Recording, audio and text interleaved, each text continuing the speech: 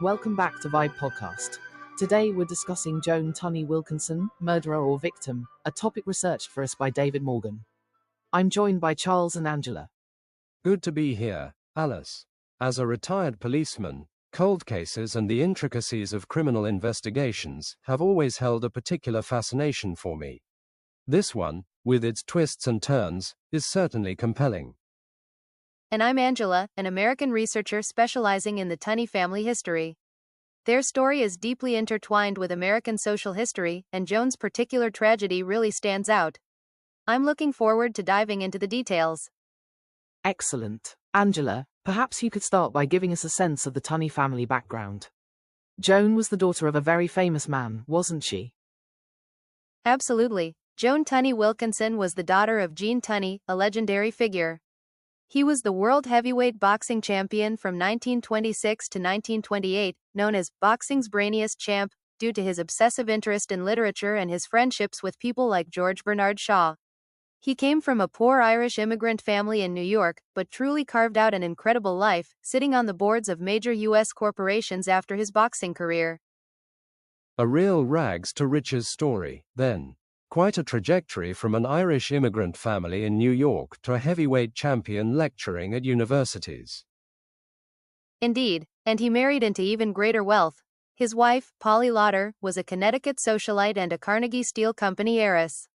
So their 4 children, Jean Leyden, John Varney, Jonathan R. J., and Joan, grew up in a world of immense privilege and connections, very different from their father's humble beginnings. Their son John even became a U.S. Senator for California. So, Joan grew up with significant privilege.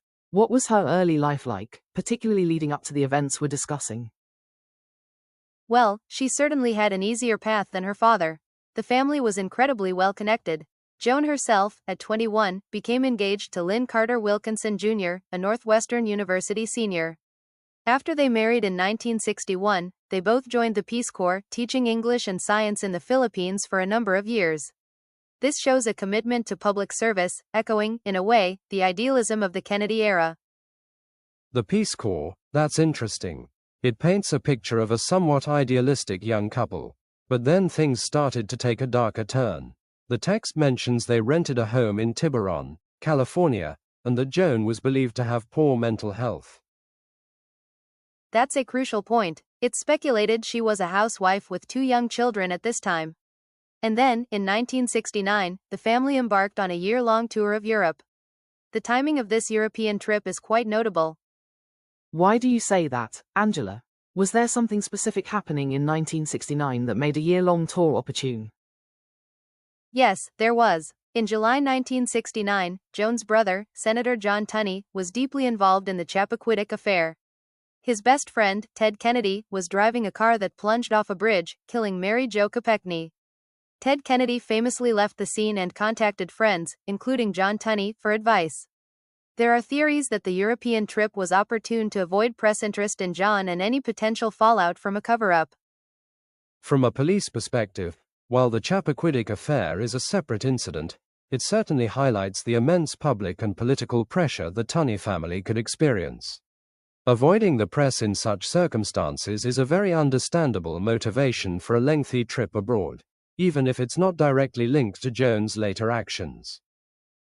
Right. So the family is in Europe. Joan decides to separate from her husband and children for a few days. Charles, can you walk us through what happened next, leading to her disappearance? Certainly. On August 28, 1969, Joan Tunney Wilkinson was reported missing in Bergen, Norway.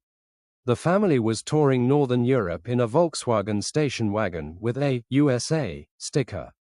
The plan was for Joan to spend a few days alone, possibly in a hotel for comfort over camping with the children, and then meet up with her husband, Carter, in Oslo or Hamburg before their planned trip to Spain. When she didn't appear in Oslo, Carter went to Hamburg, but she never showed up there either. And the search began.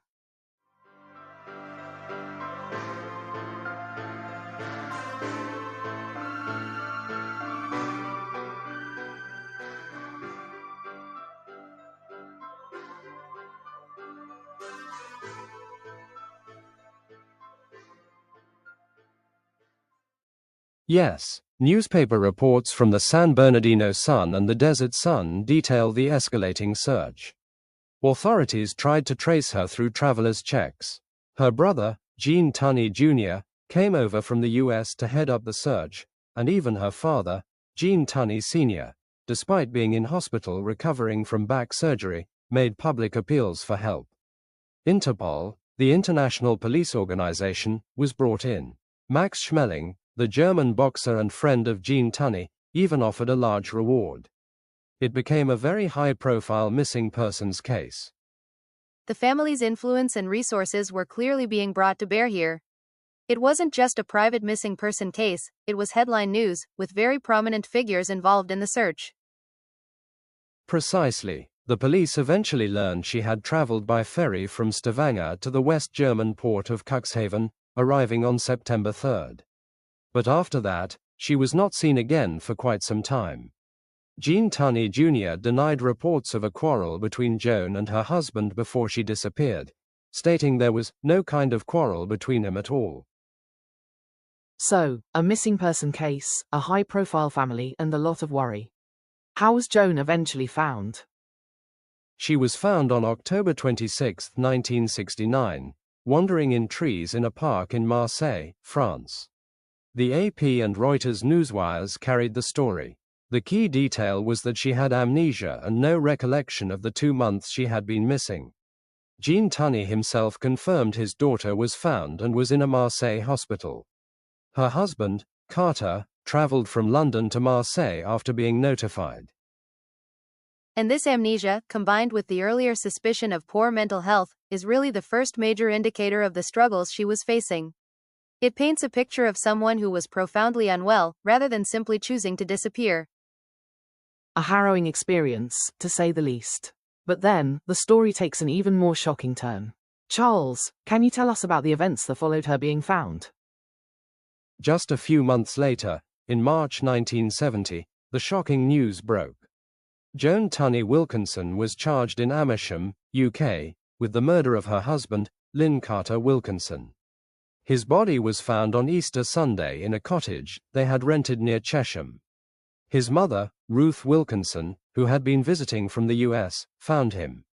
He had suffered ugly wounds to his head, though the specific murder weapon wasn't immediately identified in all reports, with some later suggesting a hatchet. The family was, understandably, utterly devastated. Her brothers, Jay and Gene Jr., flew to England immediately.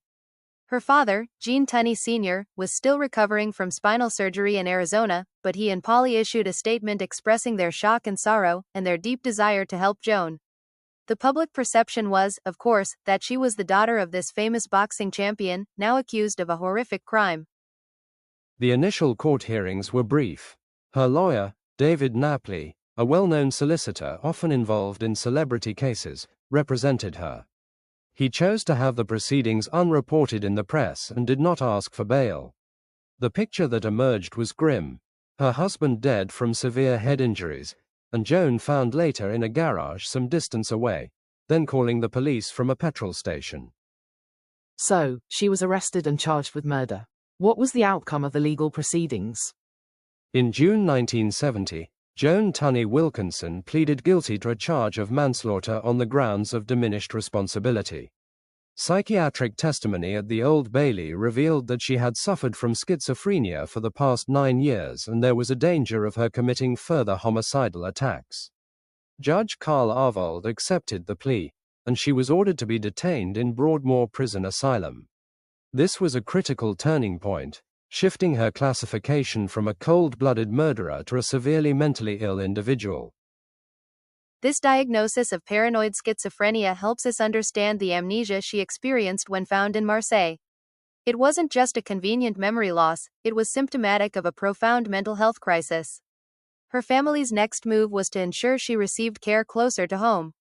Her influential brothers, particularly John, who was a U.S. Senator, arranged for her transfer from Broadmoor to McLean Hospital in Massachusetts, America's most infamous asylum for the insane. This really highlights the power and connections of the Tunney family. That transfer, while understandable from a family perspective, is quite extraordinary. moving a patient committed by a British court to an American institution.